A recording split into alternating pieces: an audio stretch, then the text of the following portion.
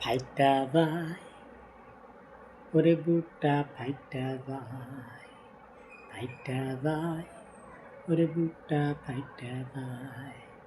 আরে বন্ধু যখন বউ লইয়া আমার বাড়ির সামনে দিয়া রঙ্গ কইরা হাইটা যায়, ফাইটা যায় ওরে বুকটা ফাইটা যায়।